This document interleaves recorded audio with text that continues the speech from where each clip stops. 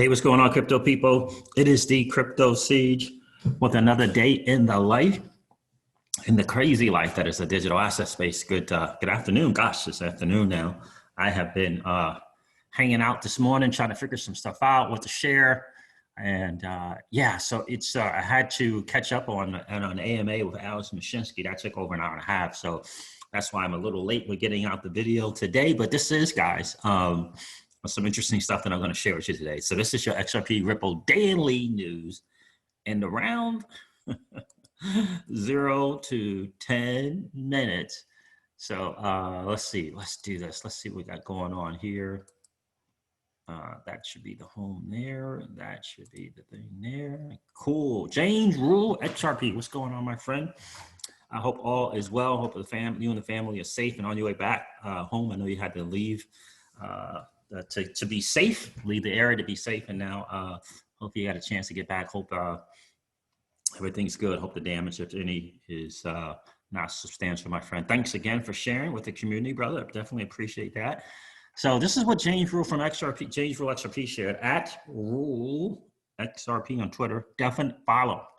These guys been really doing this thing in terms of adding value to the community, finding some really some nice hidden gems in terms of information about what's going on with not only just XRP, but the digital asset space as a whole. I do think this is significant about what China is doing. Interesting stuff, whether it be because of the greater retail interest or just kind of China's ability to do something when China wants to do something. So it says, oops, Chinese bank disables digital yuan wallet after soft launch draws wide attention. This is from the NASDAQ. So let's see what the NASDAQ has to say about this. Let's see here. I don't care about that. Let's see here. August 29th, right? A major bank quietly opened a wallet service for China's central bank digital currency to public users, but quickly disabled it after the feature gained widespread attention. Around noon on Saturday, local time, users of China Construction Bank, CCB, one of the big four state-owned commercial banks, started to notice that a central bank digital currency wallet feature was available inside the bank's mobile app.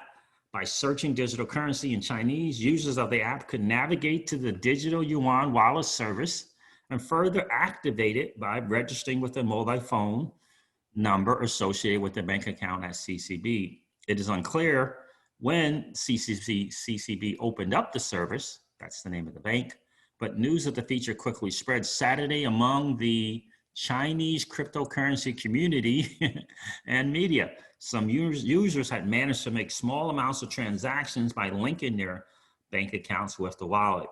However, the banking giant has now disabled the feature from public users. Searching for the same term inside CCB mobile app now leads to a message that says this function is not yet officially available to the public. Please wait patiently. So it's coming. China is definitely kind of doing their thing. They are moving forward, testing this in the retail space without question. And the US will have to get some things in gear and in motion quickly. Japan is concerned and wants to move forward, but they want to move forward with the U.S., right? They're allies of the U.S. So I do think that's interesting. They have it available. They didn't want. I guess they didn't intentionally want to make it yet available to the public, but they are moving forward with their digital yuan. Their version of the central bank digital currency. So interesting. So the wallet's interface seen by CoinDesk showed us each user that had activated the service was assigned to a specific wallet ID, which could be used to make transactions between a wallet and the user's bank account. So interesting stuff there as well. What do we say here? In addition, users could also send and receive digital yuan to each other by putting in their unique wallet ID addresses or an associated mobile phone number. Under the direction of the People's Bank of China, the big four Chinese state-owned commercial banks have been developing their respective digital yuan wallets and running internal tests with selected users and merchants in the country. It remains to be seen when these banks will officially open up the services to the public and whether the wallets will enable more applications that can use the digital currency. The People's Bank of China is also working with Didi Shongjing and other internet-based services to apply digital yuan in more payment scenarios. So the long and short of this is, look, China is moving forward, and they are, in terms of the progress, 2 or 3 steps ahead of the US, right? In terms of the progress, in terms of it being used, 2 or 3 steps ahead of the US. And so, and again, I do think that, personally, I believe that the US does have a plan, and they're looking to implement something without question. And who knows, they could easily leapfrog anyone in terms of progress. Why? Because it's right, it's the US, right? So, but it's just not laid out in front of us what it looks like. China is laying it out in front of everybody where they are with their progress. And so, interesting stuff there. Thanks, James Rule, for sharing that with the community. This is something from Crypto Eddie that I think is interesting. Talking about that dude, Mr. Yoshitaka Katao-san. Man, I can't wait to meet this guy and just thank him for being such a big advocate of XRP and Ripple and helping to move this product, XRP digital asset, into mainstream media. So this is from Crypto Eddie. She tweets, talk about a value add. We all know Crypto Eddie, the one and only Crypto Eddie, is always continuing to share. And we love it when she does give us the perspective from all things going on in Japan, right? And so she says, this video making the rounds with Mr. Katao speaking with presentation boards at a desk was a pre-recorded presentation for the XRP Meetup Tokyo last November. So wow, this is August, so almost a year ago. The entire video can be seen in the link. The speech from Chris Larson, by the way, was great. Is she saying that? Is that minute and 24? I guess that's minute 24 mark about. And so here's the video. I have not listened to it, but just know that it is available. If you want to go, guys, check it out. Check out Crypto Eddie on Twitter here, and there's a link right there that she did made available. And it's right here. Does that say 5 hours and 10 minutes? Holy wow. That does say 5 hours and 10 minutes. And so I haven't listened to it yet, but I do plan on listening to it and hearing what Mr. Yoshitaka Katao has to say without question. So another thing I wanted to share with you guys, this is from DJ Peter Voss, another great community member and a value add as well, right? And so he's always sharing great stuff. So thank you, Peter Voss, for sharing with the community. Definitely do appreciate that. He says, XRP ready for the world. And this is on from the dailyhollow.com. We're going to go over this one. Ripple executing a game plan to expand XRP remittances around the world. The Daily Hollow does generally do a pretty good job of kind of sharing and for the most part, keeping things, unbiased. So let's check this out. Ripple executing game plan to expand XRP remittances around the world. And this is some quotes from Craig DeWitt, some information from when he was just on a show with the guy. Oh, there it is right there, fireside chat. All right, so let's read it. Ripple wants to replicate its success in the United States to Mexico remittance quarter, US to Mexico quarter, and other jurisdictions around the world, according to Craig DeWitt, the company's director of product. In a recent fireside chat hosted by Reed Catalado, founding partner at blockchain consulting firm Prism Group, DeWitt says the company is looking to accelerate its expansion plans. We have a game plan, and we're going to roll that out into multiple jurisdictions around the world. And we're going to escalate the speed with which we're able to do that. I love liquidity, and I think liquidity begets liquidity. This is a quote from Craig DeWitt. I think success begets success, and the markets where we're seeing that, we're going to replicate that and grow that footprint and improve people's lives in multiple jurisdictions, not just the Philippines, Europe, and Mexico, but all around the world. Ripple partner Bitso, a Mexican crypto exchange, processes 2.5% of remittance payments from the United States to Mexico. Bitso recently hit the 1 million customer mark, according to Santiago Alvarado, the exchange's director of cross-border payments. Yeah, the Bitso partnership with Ripple has been absolutely massive, and it's been a huge success. It's allowed Bitso to become the #1 exchange there. So Ripple, known for its high turnover, is also looking to bring on more people as it expands to new corridors, according to DeWitt. I think Ripple really stands out, especially with the work we're doing with Bitso as a company that is actually delivering real utility today that is affecting people's lives in a way outside of just speculative trading. Absolutely. 10,000% correct on that. It's that if that's attractive to you, reach out to us, because we are so hungry for talent in this space. We're growing so fast. We need people to join that journey with us and help us do it. Ripple's currently advertising 22 job openings on his website. Wow, 22 different job openings. That is pretty significant. So this is something to look.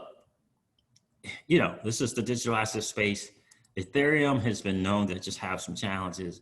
And apparently a group of researchers, this is important, right? Because we want to always level up, not just our XRP IQ, but our overall digital asset space IQ as well. And this is a significant challenge for the Ethereum community. It really is. So XRP Joe, shout out to XRP Joe. Guys, you can follow XRP Joe at _XRP Joe, at _XRP Joe. Big time community member, always a value add as well. He has his own YouTube channel. You should definitely check him out at XRP Joe on YouTube. He's doing his thing for sure. Thank you, my friend, for sharing with the community. So it says the fake deposit vulnerability, ? Hey, XRP community, what's this all about? What is this all about? He's got hashtag XRP and hashtag FXRP, Flare XRP. So new study exposes the vulnerability in thousands of Ethereum smart contracts. So let's go over this article, because again, these is third-party independent researchers checking some stuff out, and this is what they found. Yowzer. So let's go over this article. This is from maxbit.cc. New study exposes the vulnerability in thousands of Ethereum smart contracts. Wow, this is not good. So the Ethereum blockchain is currently one of the most favored for issuing digital tokens in the crypto industry. It promises optimal scalability and performance, more so than developers can get with many other blockchains. However, a new report has shed light on an inherent vulnerability in the blockchain that could affect thousands of tokens built on it. The fake deposit vulnerability is what it's called.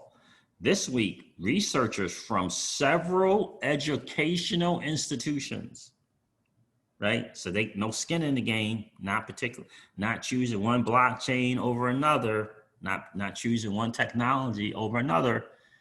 All right. So from several educational institutions published a research paper highlighting a fake deposit vulnerability in Ethereum-based smart contracts. This is not good. This is not good. So hopefully, just like you and I getting this word, the people at Ethereum have gotten the word and are looking to fix this. Okay, so the researchers came from institutions such as Peking University, Zhejiang University, the University of Queensland, and the Beijing University of Post and Communications. Okay, according to them, over 1 billion worth of Ethereum-based tokens is now at risk.